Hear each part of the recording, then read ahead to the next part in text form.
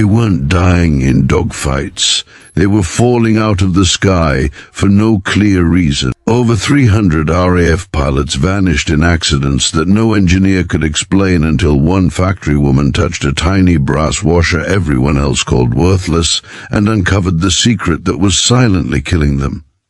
The pilots were dying, and no one knew why. It began as whispers inside hangars and mess halls, quiet conversations carried by men who smelled of oil and cold air. One pilot would return pale and shaken, describing how the engine coughed at altitude, how the needle on the gauge danced wildly, how the roar of power suddenly turned into a hollow choking sound.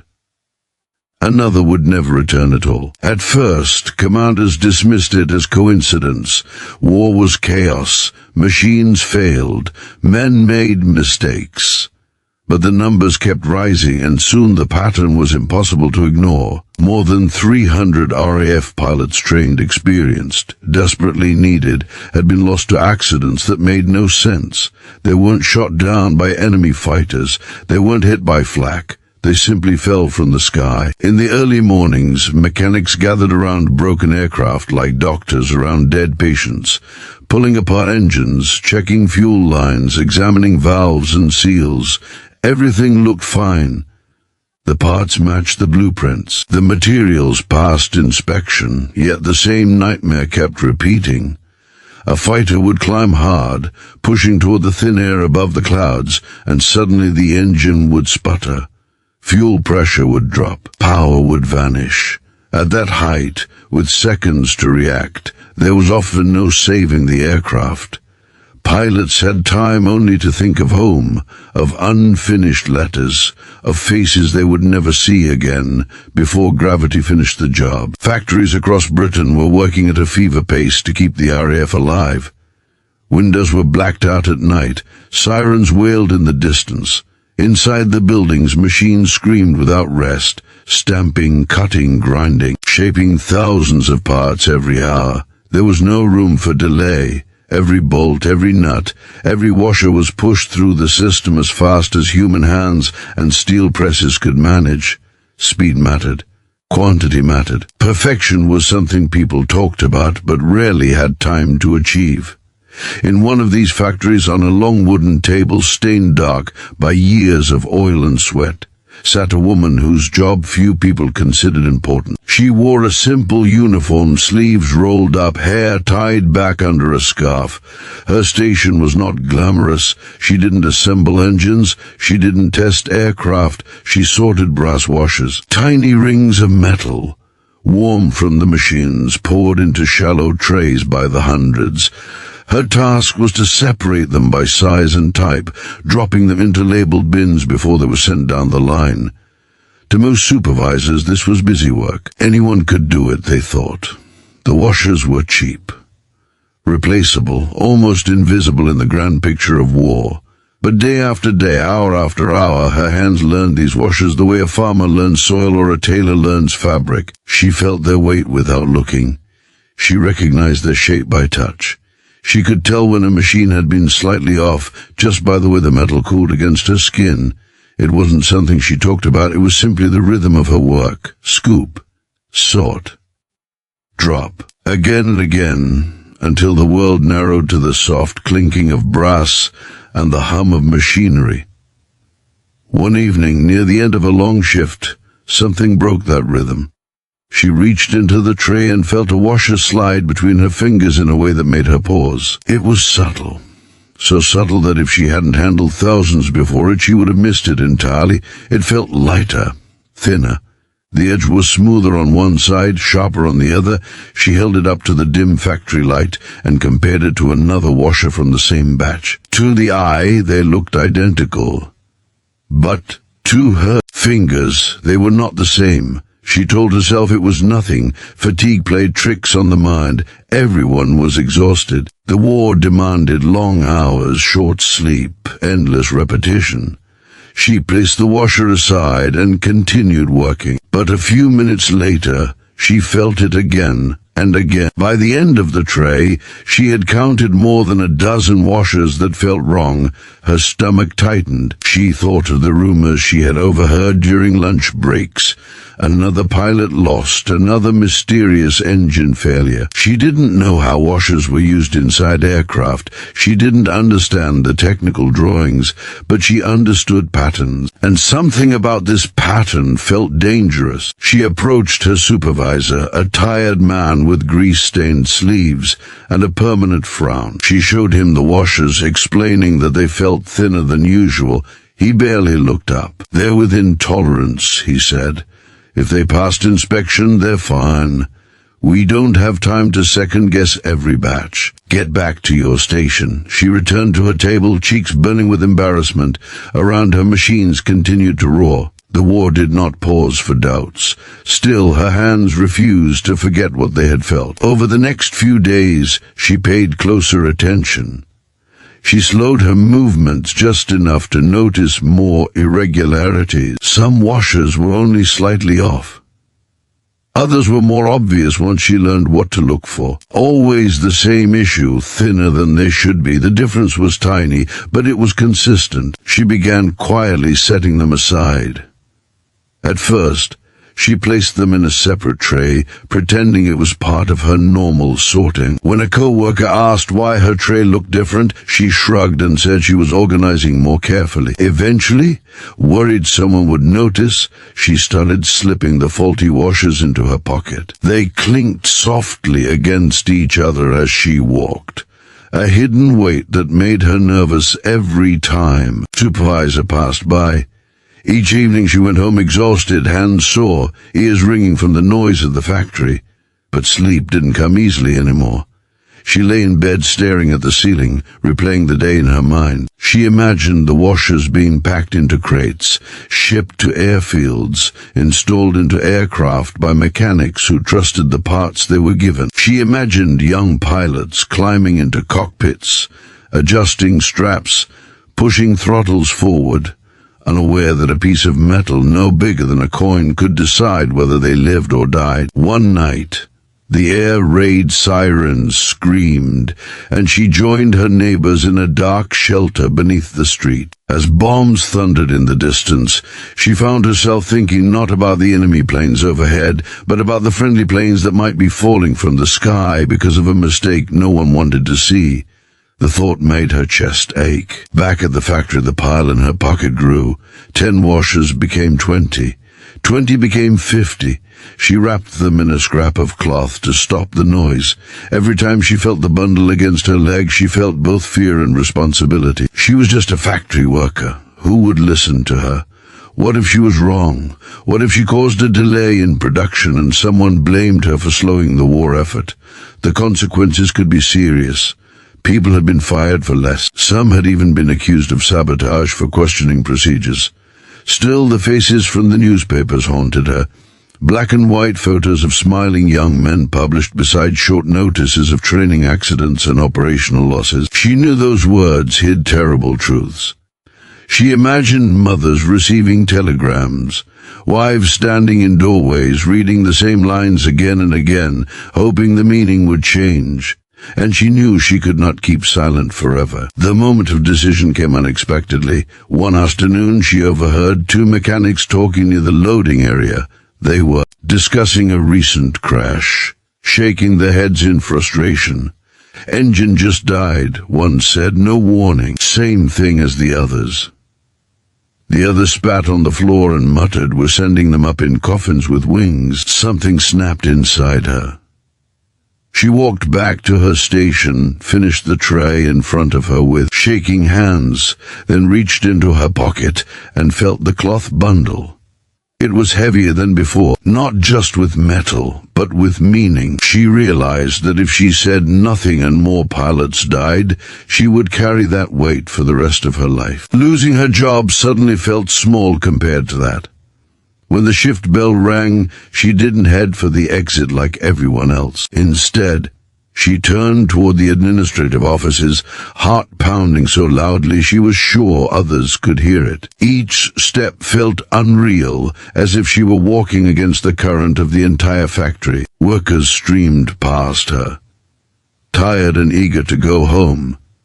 unaware that a quiet confrontation was about to begin. She stopped outside the engineering office door, the cloth bundle clenched in her hand. For a moment, doubt surged back. She imagined being laughed at, dismissed again, told to return to her station and stop causing trouble. She imagined the door closing in her face. She imagined walking back out into the noise and pretending everything was fine. But then she thought of the falling planes, of the pilots who never made it back, of the small, thin washers that kept appearing on her table like a warning no one else could hear. She took a deep breath, raised her hand, and knocked. She stepped into the engineering office with the strange confidence that comes only after fear has already done its worst. The room smelled of paper, hot metal, and still tea. Blueprints were pinned to the walls, their sharp lines promising order in a world that felt dangerously chaotic. Several men looked up from their desks, surprised to see a factory sorter, standing in a place usually reserved for engineers and supervisors. For a second, no one spoke. The hum of distant machines leaked through the walls, like a reminder that time was still moving, production still rolling forward. Her hand trembled as she untied the cloth bundle. When she spilled the washers onto the desk, they made a soft metallic sound, unimpressive and ordinary. She almost laughed at how small they looked compared to the massive problems the RAF was facing. But she forced herself to speak. She explained what she had noticed, how these washers felt thinner, how more of them kept appearing, how her fingers told her something was wrong, even when her eyes could barely see it. At first, the reaction was exactly what she feared. One engineer raised an eyebrow, another leaned back in his chair with a tired sigh. Someone muttered that production tolerances allowed minor variation. They were under pressure. Deadlines were crushing. They didn't need distractions from the assembly line. She felt her face grow hot. The familiar sensation of being dismissed without being truly heard. Then an older engineer, gray-haired and hollow-eyed from months of wartime exhaustion, picked up one of the washers. He didn't smile. He didn't dismiss her. Instead, he rolled it between his fingers slowly, the way she had done so many times at her table. "Fetch the micrometer," he said quietly. The room shifted. A junior technician hurried to a cabinet and returned with a measuring tool. One washer was placed on the desk, then another from a known good batch. The older engineer adjusted the instrument carefully, peering through his glasses. The numbers appeared. He frowned slightly. Then he measured another washer from her pile. His frown deepened. "They're thin," he said. Not dramatically, not loudly. Just enough for the room to hear, not by much, but enough. Suddenly, everyone was standing. More washers were measured. The pattern became clear within minutes. Nearly all of the washers she had collected were outside the ideal specification, still close enough to pass a quick visual inspection, but thin enough to change how they performed under pressure. The engineers exchanged uneasy looks. They had been chasing ghosts for months, blaming fuel, altitude, pilot technique, even weather. And now, here on the desk, lay a possible answer small enough to hide in a pocket. They began pulling out diagrams. Fuel system schematics were unrolled across the table. Fingers traced lines and arrows, stopping at a particular joint where a washer sealed two metal components together. At ground level, the seal held well enough, but at high altitude, where pressure dropped and temperatures changed, even a tiny gap could allow air to enter or fuel to leak. That would disrupt the delicate balance the engine relied on, starve it of fuel, cause it to cough, kill power at the worst possible moment. The room grew tense as the realization settled in. If these washers were being installed in large numbers, then dozens, perhaps hundreds, of aircraft were flying with a hidden weakness inside their engines, Not a dramatic flaw, not something that exploded or snapped in half. Just a subtle imperfection that only revealed itself when pilots pushed their machines to the limit. Within the hour, phones were ringing, messages were sent down to the factory floor. Production managers were called. Supervisors were ordered to halt shipments of the current washer batch immediately. Mechanics at nearby airfields were contacted and told to inspect aircraft that had already received parts from the suspect supplier. The quiet office erupted into controlled chaos. Papers were shuffled. Orders were written. Runners were sent down hallways. The woman stood near the door, unsure what to do with herself. No one had told her to leave, but no one had addressed her either. She felt invisible again, yet strangely lighter, as if the weight she had carried in her pocket had finally been set down. She watched as men in clean shirts and rolled-up sleeves rushed around trying to contain the damage that had already been done. At the nearest RAF base, the effect was immediate. A squadron of fighters was lined up on the runway, engines warming, propellers spinning lazily in the morning air. Pilots sat in cockpits, goggles resting on their helmets, waiting for clearance. Suddenly, a jeep raced across the tarmac, skidding to a stop near the lead aircraft. An officer jumped out, waving papers. The takeoff was aborted. Engines were shut down. Confused pilots climbed out, irritated and impatient, unaware that a thin ring of brass inside their fuel systems might have just been the difference between another routine mission and their last flight. Mechanics swarmed the grounded aircraft. Panels were opened. Fuel lines were disconnected. The tiny washers were removed one by one and examined. Many matched the faulty batch. They were replaced with properly machined parts from older stock. The work was slow, delicate, and exhausting. Hands blackened with grease, knuckles scraped, tempers flared. But no one complained. The stakes were suddenly clear. Back at the factory, the investigation widened. Records were pulled from storage cabinets. Shipping logs were reviewed. The supplier responsible for the washers was identified. They had altered their production process weeks earlier, speeding up machining to meet increased wartime demand. To save time and material, the brass mixture had been slightly changed, and cutting tools were run longer without replacement. The result was a batch of washers that looked acceptable on the surface but failed under extreme conditions. When inspectors visited the supplier, they found more faulty stock ready to be shipped. Crates were sealed and marked for destruction. Production was stopped until new quality controls were put in place. Measuring equipment was recalibrated. Inspection procedures were tightened. Workers were retrained. All of it cost time and money, two things in short supply during war, but the alternative was unthinkable. As the days passed, reports began coming in from airfields. Emergency landings caused by fuel starvation dropped sharply. Pilots reported smoother engine performance at altitude. The mysterious mid-air failures that had haunted the RAF for months simply stopped happening. The sky grew quieter in a different way, not with fewer planes, but with fewer funerals. The woman returned to her station the morning after her visit to the engineering office. No ceremony awaited her. No announcement was made over the loudspeaker. The factory ran as it always had, loud and relentless. She sat at her wooden table, pulled on her gloves, and began sorting washers again. But something had changed inside her. Every clink of metal now carried a different meaning. She wasn't just moving parts anymore, she was guarding lives. A few co-workers noticed the increased scrutiny. They teased her gently for being overly careful. She smiled but didn't explain. It wasn't about recognition. It was about responsibility. She knew now, more than ever, that the smallest details could carry the greatest weight. Meanwhile, at RAF bases across the country, pilots climbed into aircraft and no longer carried that hidden flaw. They still faced enemy fire. They still faced danger. War had not become safe.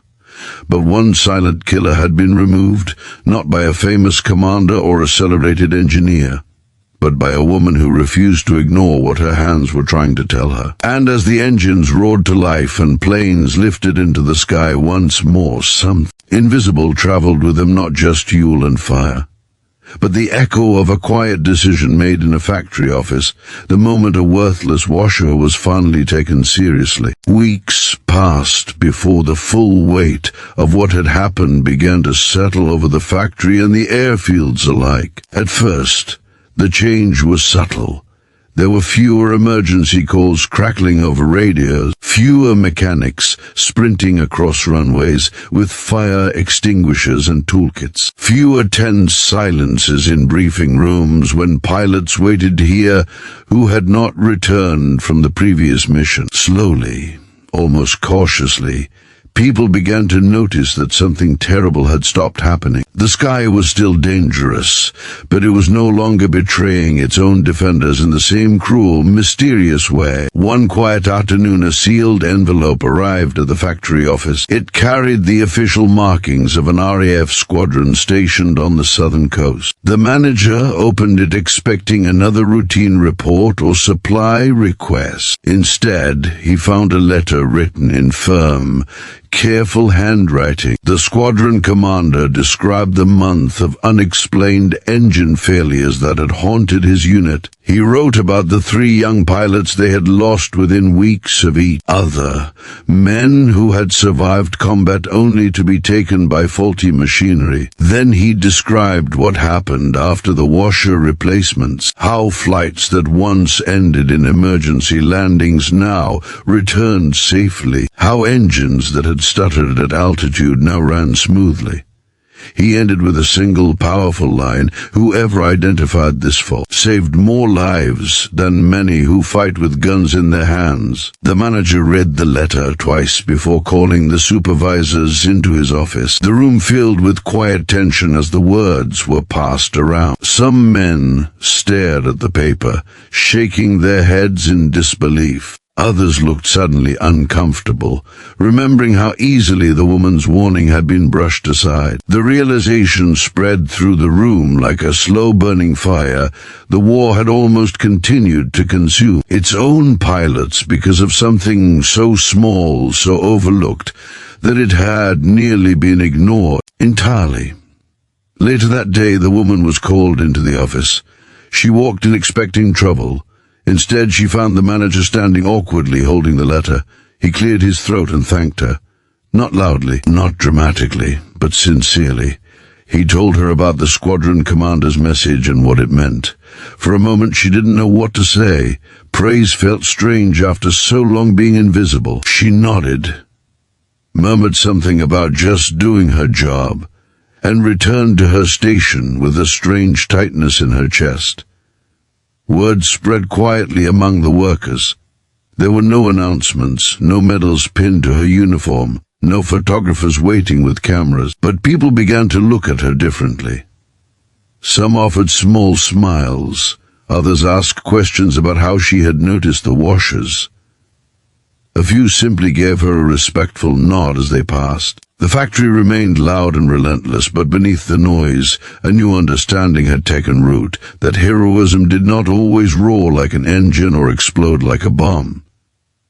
Sometimes it sat silently at a wooden table, sorting tiny pieces of brass. At the airfields, pilots who never knew her name felt the results of her decision every time they pushed the aircraft higher into the sky. They noticed the steadier pull of power, the smoother response of the engine, the absence of that familiar moment of fear when the plane seemed to hesitate at altitude. Some of them joked that the aircraft finally behaved. Others simply flew with a little more confidence, unaware that a stranger's hands had helped protect them.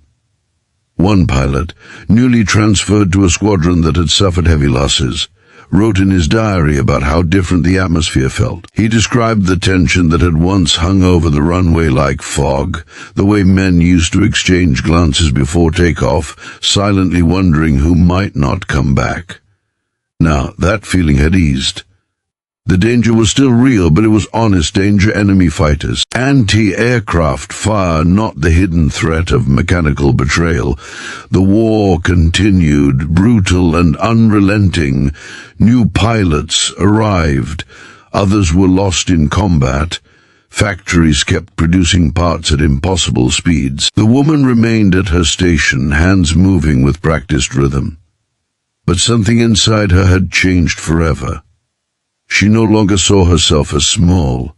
She understood that her attention, her patience, her willingness to speak up had altered the course of countless lives. It gave her a quiet strength that no one could take away. Years later, long after the war ended and the factories fell silent, the story of the faulty washer became part of quiet RAF legend. It wasn't told in grand speeches or history books filled with battles and generals. It was shared in workshops, in training rooms, in conversations between engineers and apprentices. It was told as a reminder that perfection matters, that details save lives, that arrogance can be as deadly as enemy fire. The woman herself rarely spoke about it. When asked, she would shrug and say she simply noticed something that felt wrong. But in moments alone, she sometimes thought about the letter from the squadron commander. She imagined the pilots he wrote about, the ones who lived because a thin ring of brass had been corrected in time. She imagined them returning home after the war, hugging parents, marrying sweethearts, holding children who would never know how close their existence had come to being erased by a microscopic mistake. In quiet ways, her decision rippled through time. It traveled in the laughter of families reunited, in the footsteps of children born to men who should have died in the sky, in the peaceful retirement of pilots who lived long enough to grow old and tell stories about the war. All of it traced back to that moment when she refused to let something small be dismissed as unimportant. And that was the true miracle of it all. Not that a single washer caused so much harm, but that a single person, armed with nothing more than attention and courage, stopped it. The world often celebrates the loudest heroes, the ones who stand on podiums and march in parades. But sometimes the greatest victories happen in silence, because in the end it wasn't a new weapon or a brilliant tactical move that solved the problem that killed over 300 RAF pilots. It was a woman who trusted her hands, challenged indifference, and proved that even the smallest piece of metal can carry the weight of hundreds of lives. And as long as planes continued to rise safely into the sky, her invisible fingerprint remained there, etched not in brass, but in every breath taken by those who came home alive.